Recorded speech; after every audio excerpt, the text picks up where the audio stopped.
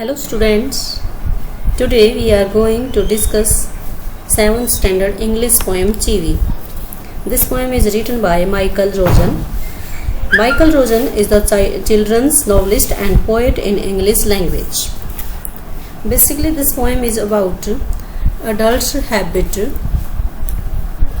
towards their children. Actually this poem highlights the strict behavior of adults. Now let's start the poem. Chivi. Chivi means to say someone continuously to do something or not to do something. So grown ups say things like speak up. Grown ups यानी कि जो adult हैं वो कहते हैं ये चीज़ें करने के लिए कहते हैं, जैसे स्पीक अप, अरे बोलो, बोलते क्यों नहीं हो. Don't talk with your mouth full, जब तुम्हारा माउथ फुल हो यानी कि जब तुम कुछ खा रहे हो उस टाइम पर मत बोलो.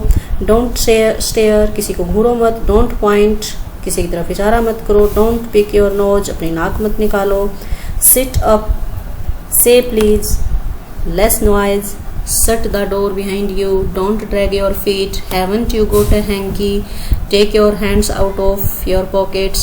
मीन्स अब यहाँ पर पेरेंट्स बच्चे से कह रहे हैं बैठ जाओ, जैसे बार बार बच्चे को टोकते रहते हैं, कुछ ना कुछ उसको इंस्ट्रक्शन देते रहते हैं. सिट अप, बैठो. से प्लीज़, प्लीज़ कहो. लेस नॉइज, शोर मत करो, कम करो. Shut the door behind you, जब भी तुम बाहर जाते हो तो दरवाज़ा बंद करके जाओ. अपने पैरों को ज़मीन से खिसका कर मत चलो, ज़मीन से सटा कर मत चलो, जैसे कि बच्चों की हैबिट होती है. Haven't you got a hanky, क्या तुम्हारे पास हैंकी नहीं है. Take your hands out of your pocket, pocket से अपने हाथ बाहर निकालो. मीन्स लगातार यहाँ पर एडल्ट बच्चे को कुछ ना कुछ एडवाइस दे रहे हैं. नेक्स्ट सेंजा हम देखते हैं. पुल योर सॉक्स अप, अपनी सॉक्स ऊपर करो. स्टैंड अप स्ट्रेट, सीधे खड़े हो जाओ, ऐसे क्यों खड़े हो.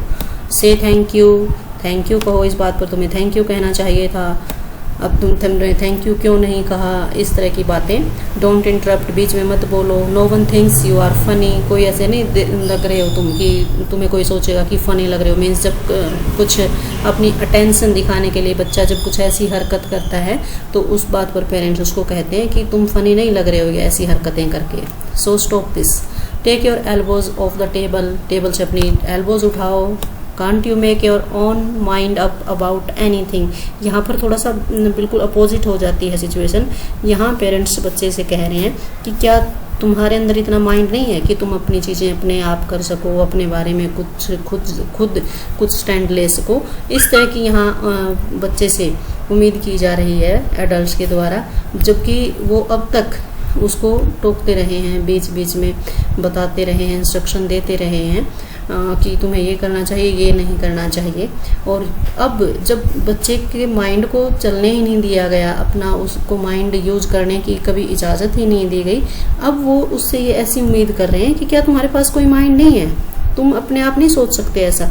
मीन्स ये दो लाइनों में पेरेंट्स का जो दो तरह का बिहेवियर है वो दिखाया गया है. एक तरफ तो वो हर बार उनको बता रहे हैं कि ये करो, ये ना करो, और दूसरा वो उनसे ऐसी उम्मीद कर रहे हैं. So basically this poem is about the instruction of the adults towards their children, like how to sit, how to talk, how to eat and so on. But at the same time the same adults chide their children for not being able to think independently.